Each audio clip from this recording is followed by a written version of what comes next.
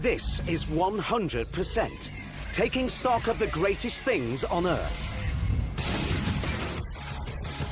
From incredible machines to natural wonders, to extraordinary people and iconic landmarks.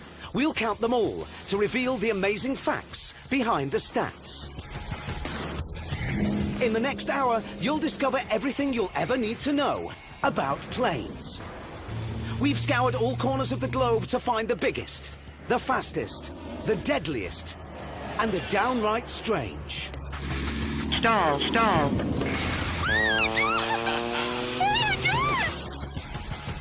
For the first time ever, we'll count and categorize every single one, unearthing the key stats, major facts, and big surprises behind 100% of the world's planes.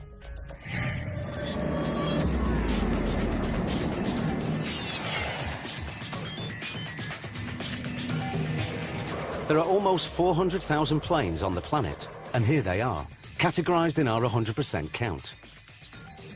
But how does a plane make our 100%? Well, it must be heavier than air, so no balloons. It needs a fixed wing, so no helicopters. It must have an engine, so no gliders. And of course, it has to fly. So let's start our count at 0% and take a look at the findings of our first category. Well, they're glamorous, they're deadly, and there are over 30,000 of them, which means military planes make up 8% of all the planes in the world. And who'd have thought that only 50% of them are actually used in combat? Incredibly, only half of all military planes can fight. But what they lack in numbers, they make up for in some of the plane world's most impressive stats. Here are 3 deadly fighting machines from America. The F-15 Eagle didn't lose a single dogfight in 3 decades, making it arguably the most successful modern-day fighter. The A-10 Warthog has a face for scaring tanks and a gun for busting them. It boasts the world's most powerful aircraft cannon, firing more than 1,000 30-centimetre long bullets in under 18 seconds, so you'll certainly see it coming. Unlike this, the F-22 Raptor, one of the most successful stealth fighters ever built. There's nothing else to touch it. It's hugely agile, very, very powerful. It can fly a long way, it carries a lot of air-to-air missiles, it's got a superb radar. It's a very light aircraft, but it is a large aircraft to go a long way with a large weapons load. And of course, it's got its stealth characteristics. A very, very effective and impressive aircraft. So that's 3 American combat planes that rule the skies. But there's a challenger from Europe that claims it can do all of their jobs at once. This is the Eurofighter Typhoon, said to be the most versatile combat plane on the planet. An aircraft like this really does take your breath away. It's a phenomenal jet, it's a phenomenal feeling, and sometimes you can't really believe how lucky you are to be doing such a fantastic job. At BAE Systems in England, pilot Mark Bowman is going to put the Typhoon to the test.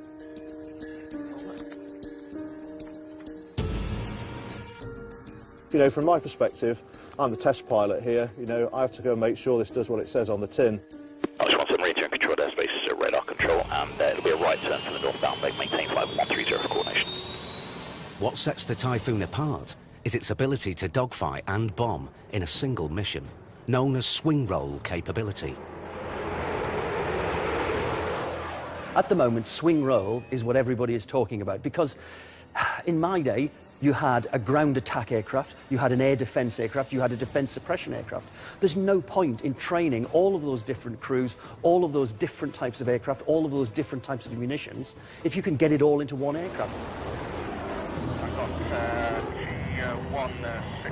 The Typhoon is over the Irish Sea, in an area called the Supersonic Corridor. Here, Mark must first seek out and destroy a simulated hostile plane. Hostile group now at 55 miles. Okay, within range now and taking the first shots.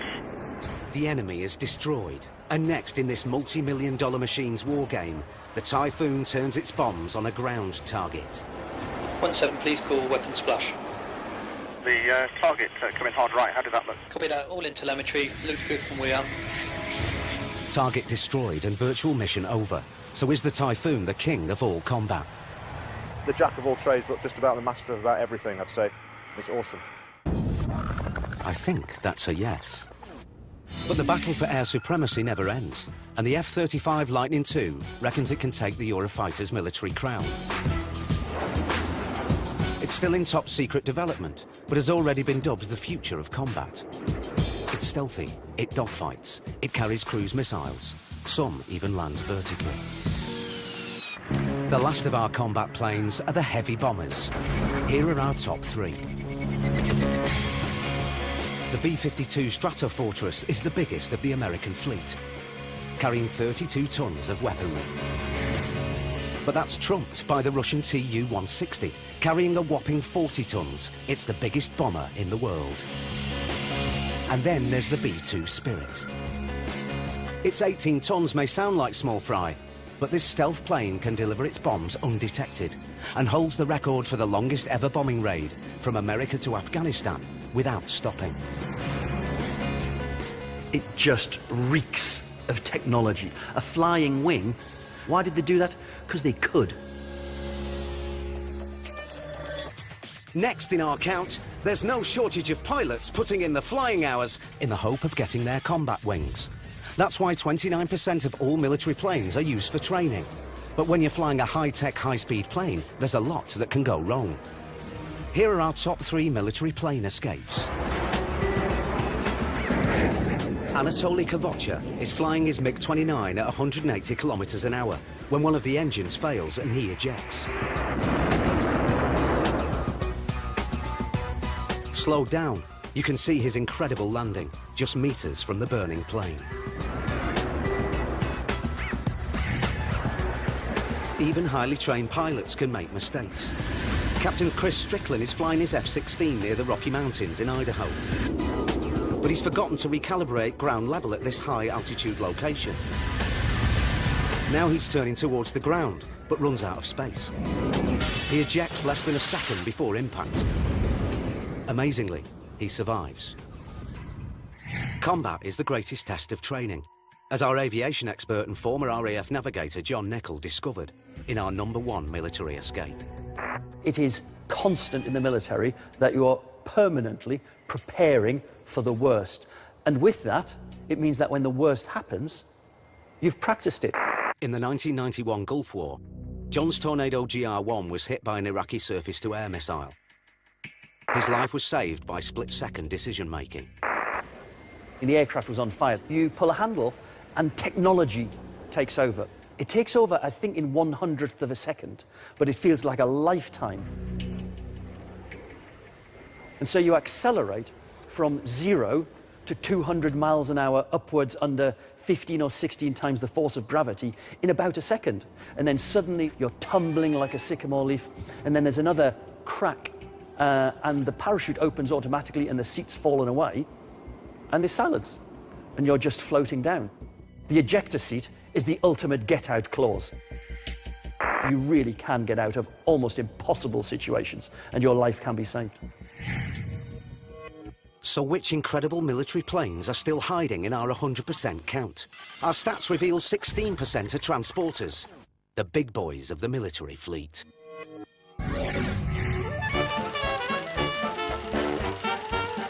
One of the first and most famous was the Spruce Goose, a giant wooden plane designed to carry 750 troops in the Second World War. It's still the largest ever flying boat, but became obsolete after its maiden flight, so doesn't make our 100%. This does, though. The Galaxy C5 is a true giant of the military fleet. It can carry 100 tons of armoured vehicles across 3,500 kilometres of skies, thanks to the 200,000 litres of fuel stored in its huge wings. But biggest isn't always best. Because this, the C-130 Hercules, is the most common military transporter in our count. 2,400 have been built to carry troops, cargo, airborne hospitals, or even been converted into fearsome gunships. It can operate from sand, ploughed fields, ice, snow, desert, you know, you name it, almost any flat surface, and it'll be capable of getting in and out. It's claimed there's a Hercules in the air every minute of every day. And the next to fly is in Karlsborg, where the Swedish army is training its paratroopers by chucking them off the tailgate. At nearly 30 metres long, with a payload of 20 tons, this Hercules is designed to carry 64 airborne troops, fully laden with kit and weapons, to survive behind enemy lines. Today is the first time these soldiers will jump out of a plane. They're in safe hands, though, because this 50-year-old veteran is Europe's longest ever serving C-130. It's a great platform. It's big, it's easy for us jump masters to work in it, and it's easy exiting as a jumper. The jump site is 3 kilometres away. It's the pilot's job to keep this 34-ton plane steady, just 200 metres above the ground. Those pilots up the front are incredibly skillful at keeping the Hercules down low to the ground, away from the danger zones, using the ground for protection. But that means that for those of us down the back, it was a damned unpleasant experience. Many an unhappy hour have I spent filling up the RAF sick bags in the back of a Hercules. The recruits are approaching the drop zone.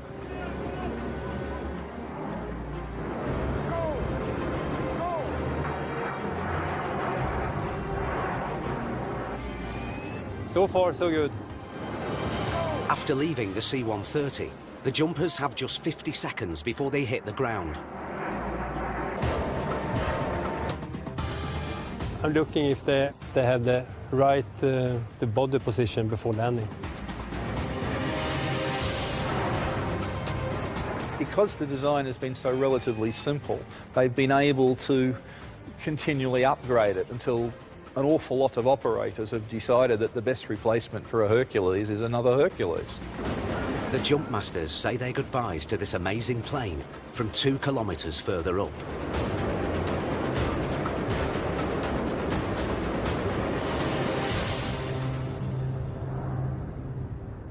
C-130 is our best friend, so it's perfect. So what are the last few military planes in our 100%? Some are so secret, they're almost impossible to count. But we have. The last 5% of military planes are used for special ops. The Blackbird SR-71 was designed for long-range reconnaissance at speeds of almost 3,500 kilometres an hour, making it the world's fastest jet plane. But it's now retired, so it doesn't make our 100%. But here's another decades-old design that does make the count. The U-2 spy plane gathers intelligence from the edge of space. 21 kilometres up, it's the highest-flying single-engine special ops plane. But coming down to Earth is tricky. With giant wings that are prone to flap around, the U-2 is regarded as the world's toughest plane to land. A second pilot has to help guide the plane down from a chase car. So that's military planes, 8% of our global fleet. Next on 100%, something we could have never predicted. 67% of all the planes in the world are flown for recreation. The stats reveal it's the biggest category, and a whopping 64% of them are used purely for fun. They come in all shapes and sizes and are owned by amateur flyers and performers alike. And here are 3 of our favourites. The single-engine Cessna 210 is a plane with many uses. This particular one is helping 22-year-old Carlo Schmidt from Switzerland to become the youngest pilot to fly solo around the globe in just 80 days. Flying for me is the biggest passion I have. I was always dreaming about flying, and now I realize my dream to fly around the world, and it's just fantastic. Not your idea of fun? How about this then? When the pilots of the South Korean Air Force aren't flying military missions, they get their kicks in these T-50 Golden Eagles. These 8 planes were originally built as supersonic military trainers, but now they allow these elite pilots to show off their flying skills and make our count as fun planes. And here are 4 planes that have captivated millions of people. Almost 10,000 of these Boeing Stearman 75s were built in the 1930s and 40s. Their supercharged engines compensate for the drag caused by the wing walkers, making them the perfect plane for this unusual job. Back to the count, and a further 8% of all recreational planes are used for training. And proving that training doesn't have to be boring, it's the Pitts Special S2C, the most decorated aerobatic plane in the world. Mike Rocket Blackstone has been flying in stunt planes since the age of 8. Today, he's going to teach first-time stunt flyer Merrick Manor how to pull off 2 maneuvers. You good? You ready to do it? Right. We go out there, we're going to go straight up, pull G's, do torque rolls, tail slides, fly inverted. You name it, this plane will do it. As of right now, it feels okay. Hopefully, once we get those G's rolling, I won't be having to use a sick bag over here. I hope not.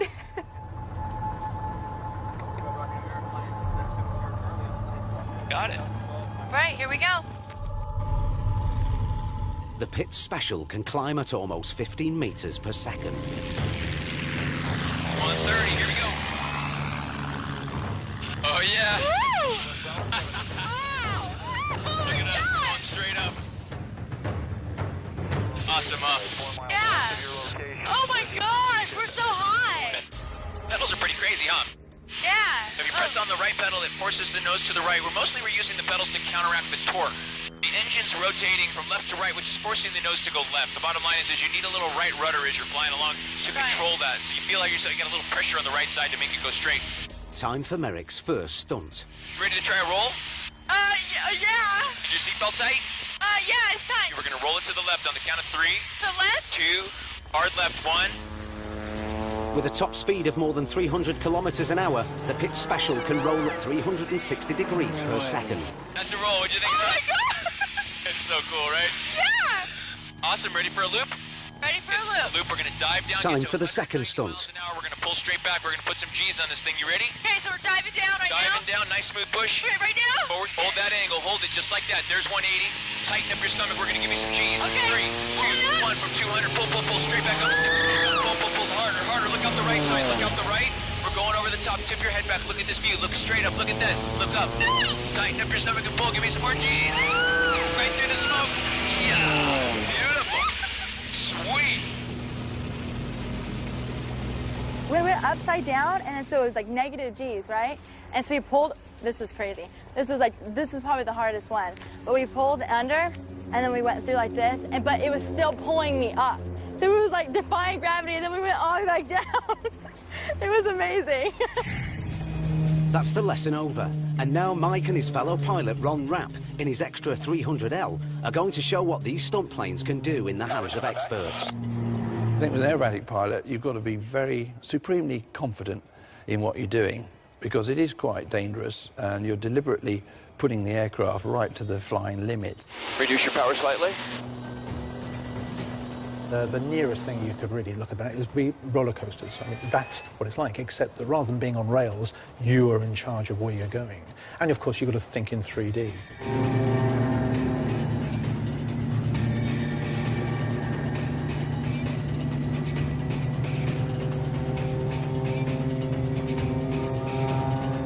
I don't get the enjoyment. I don't understand why you want to throw yourself around the sky.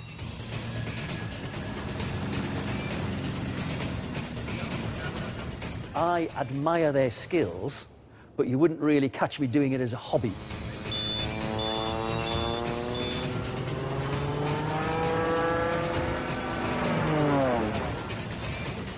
So aerobatic flying looks absolute madness.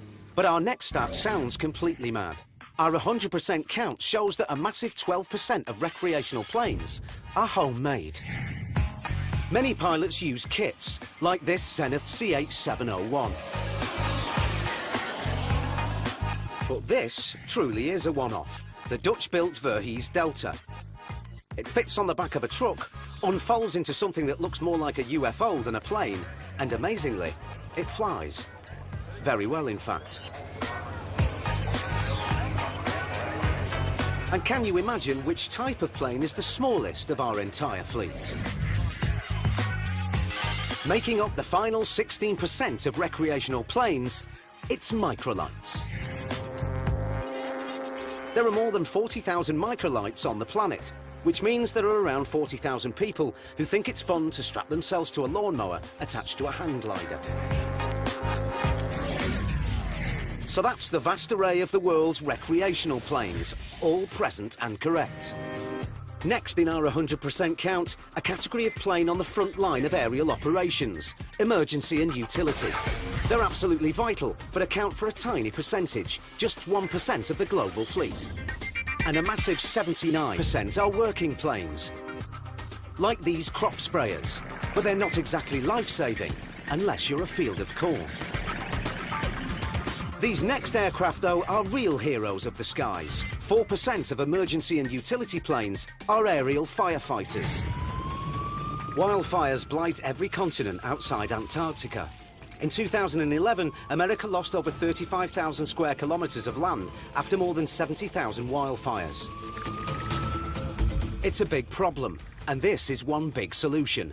A DC-10 specially converted to carry 45,000 litres of fire suppressant to dump over some of the biggest blazes on the planet. Kevin Hopf is an aerial firefighter. His job is to drop his plane's load with pinpoint accuracy. Every 8 days, they take on training missions. Today's target is a concrete runway just 45 metres wide. It's been a little more than a week since we've flown, so we're going to go up and just stay proficient at what we do. Okay, I got him down low.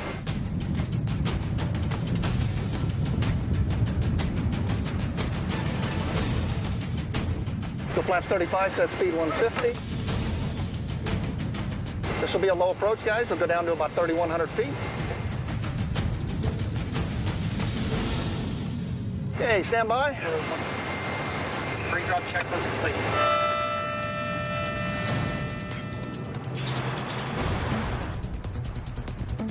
The DC-10 spreads its suppressant wider than any other firefighting plane.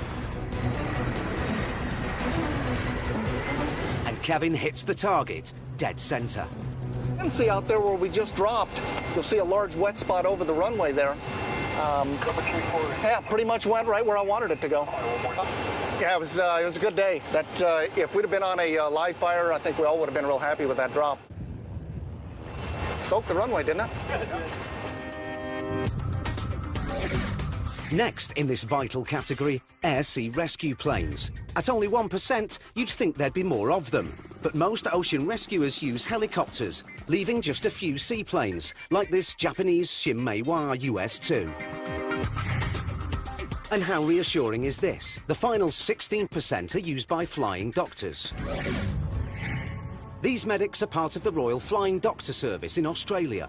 They fly almost 27 million kilometres each year, helping move over 40,000 patients in need. So that's emergency and utility planes, saving people, forests and fields of corn the world over. So far on 100%, we've counted thousands of military, recreational and emergency planes. Next, a very familiar type of plane, but the stats are surprising. Since the 50s, we've enjoyed an ever-increasing love affair with passenger planes. So much so, there are now 80,000 of them in our count. But that's still only 21% of all the world's planes. But the real revelation, most of them are executive planes, making up 62% of the passenger fleet.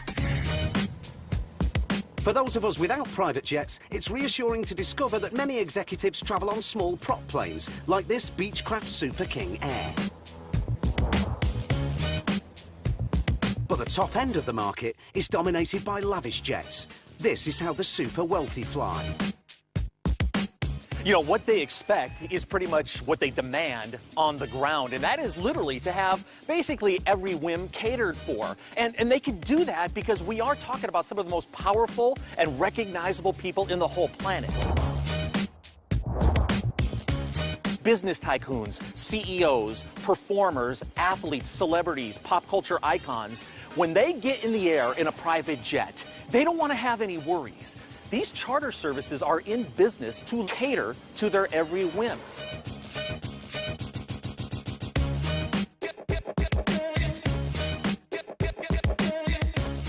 This Gulfstream 3 can travel 4,200 miles on one tank of gas, which means you could go from Washington, D.C. to Geneva, you could go from New York City to London or Paris, no problem. So that's a fair amount of time that you're going to be in the air, and you want to be pampered, at least these people do. I mean, it really would blow your mind to see the level of opulence that's inside.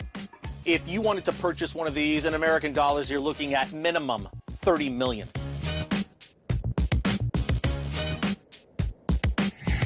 If a Gulfstream's not big enough for you, how about a private super jumbo? This is the interior of the world's biggest luxury jet, a revamped A380, rumoured to have cost $500 million.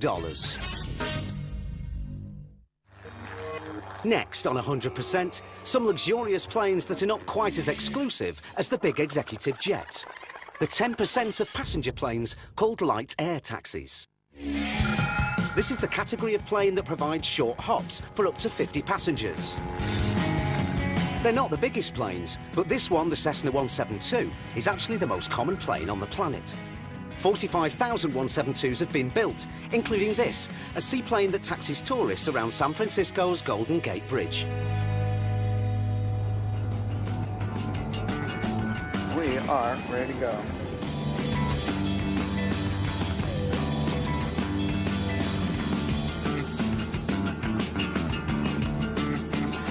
It's a very versatile airplane. It's not the fastest, it's not the most aerobatic, but at the same time it does everything right. And if you've got your license, you can jump away these airplanes, it's easy to fly. You know, these airplanes were built in the late 50s is when the 172 started, and they're still making them, so they're still in production to this day.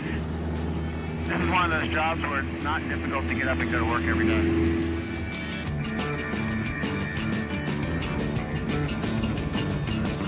And we're back on the water. The 172 handles the choppy waters. But the prize for the toughest landings on the planet goes to another air taxi. This is the Pilatus Porter, built for the shortest and most dangerous runways in the world. This one's about to be tested to its limit in the remote mountains of Papua, Indonesia. Pilot Sven Imsund must land on runways cut by hand into the mud at villages surrounded by dense jungle. It's obviously a tropical island with huge mountains, so we got humid air that has to go up, and that creates all this weather around us. There's enough hazards out there that can bite you. As soon as you think you know everything about flying, stop, because that's when you get killed. For his 6 passengers, the Porter is a vital lifeline.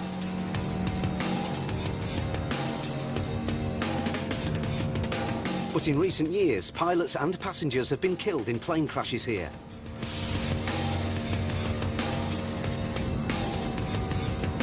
Dangerously slow speeds are the only way to land on runways this short. And Sven has to virtually stall the plane on the approach. Stall. Stall. The runways are sloping, muddy, and littered with hazards. You can see the pigs over there. Well, there is no way we can go around, so we just plow through them. That's the only option we have, either them or us. So far I killed about 5 pigs with the Porter. It's Sven's final mission of the day. A villager needs medical attention fast.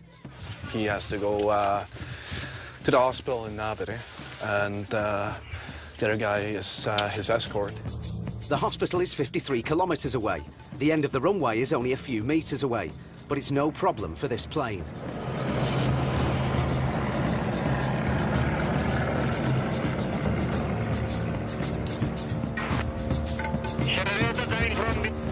We talk at the tower, request an ambulance at the field, so we don't lose any time.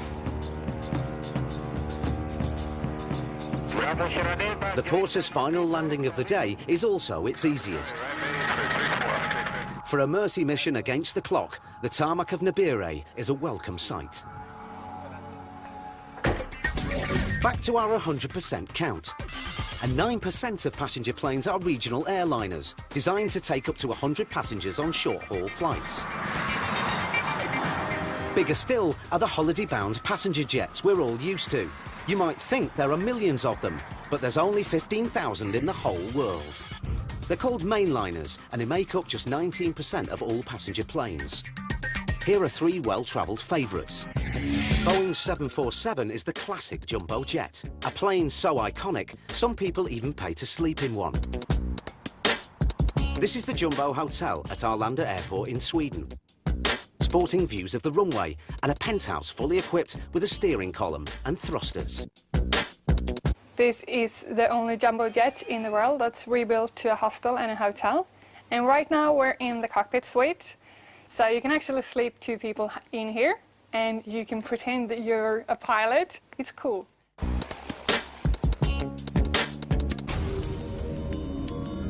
The Jumbo is no longer the biggest. That accolade goes to the Airbus A380.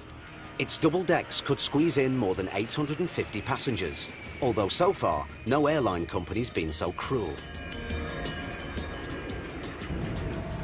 And this is the Boeing 737, the best-selling passenger plane. More than 7,000 have been built, and at any one time, more than 1,000 of them are flying, which means, incredibly, a 737 takes off every 5 seconds. To maintain this phenomenal record, the American Airlines team in Los Angeles are working against the clock to turn around this 737. The plane's got to be back in the air in just 45 minutes. And we've all grumbled about airline food, but spare a thought for these staff who somehow manage to cook and restock 25 million meals for this airline every year. And as for jet fuel, in 2011, its planes went through more than 12.5 billion litres of the stuff.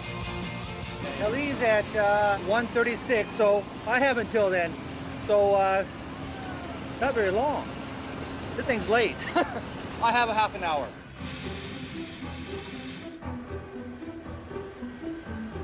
We're looking for anything in here as far as that we have good tread on the tires, proper inflation levels. And we're looking along the fuselage itself to make sure our emergency exits again are all flush against.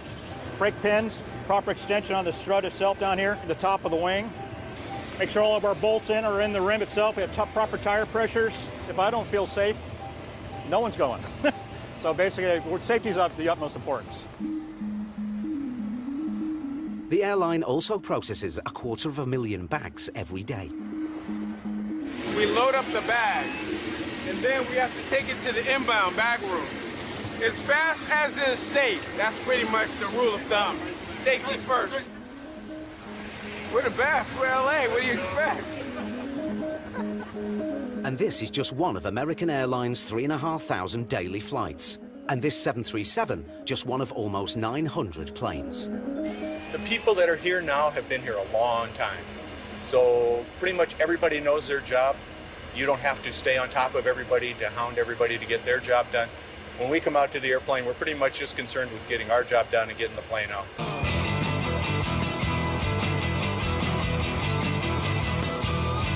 Now prepped and ready, it's the small matter of a 3,500 kilometre hop to Toronto.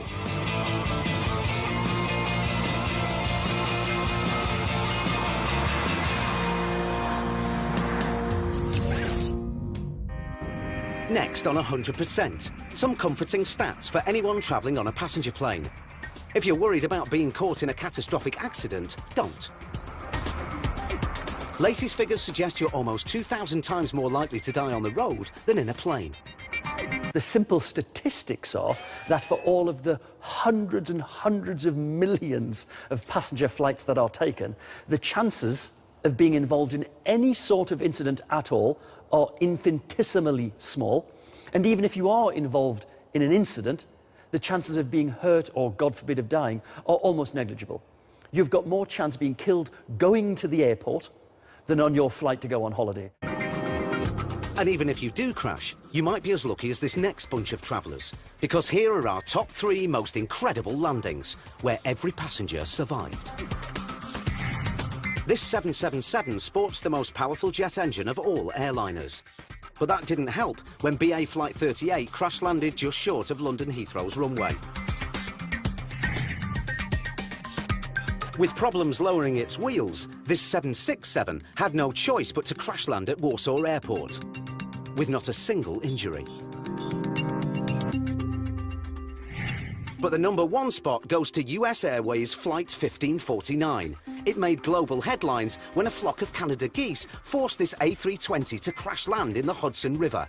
Incredibly, all 155 people on board survived. That was probably the nicest landing I've seen since the very first space shuttle landing back in 1981. And the aeroplane came to a stop, a nice flat stop on the river, and just sat there for long enough for 152 people to get out of it and then get taken off without much more than getting slightly wet feet as the back end of the aeroplane began to sink. You know, it was a classic example of both piloting skill and more than piloting skill, airmanship. So that's it for the 21% of planes in the world that carry passengers. Next on our 100% count-up, it's time to look at the workhorses of the sky, the mere 1% of planes that make up the world's freighters. These heavyweights are divided up by the size of their payload. At the small end, 42% of freighters carry up to 10 tons. Small planes taking small packages to small airports. 37% of freighters are mid-sized, and with payloads of between 10 and 60 tons, they can carry some pretty interesting cargo. This Airbus A300 is shipping Formula One cars for a multi-billion-dollar industry that needs its fast cars to get round even faster. And if moving cars looks like a big job, how about shifting a passenger jet? This Beluga is designed to carry huge plane parts between factories. And this Boeing 767 has a precious cargo of its own. This is JJ, the Sumatran tiger. He's about to go on the longest journey of his life, from Ohio to England, for a date with a tigress.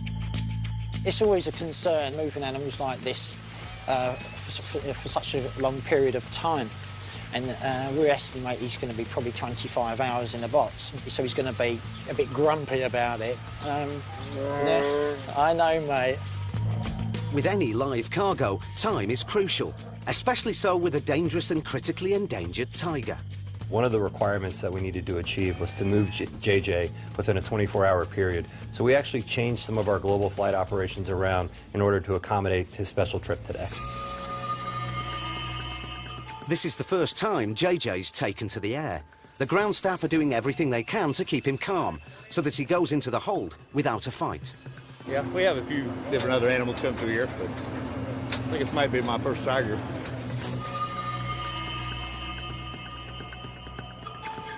Still can't believe how relaxed he is. And he's great. And you know what? I think when we get back to London tomorrow night, I wouldn't be surprised if we have to like poke him to wake him up.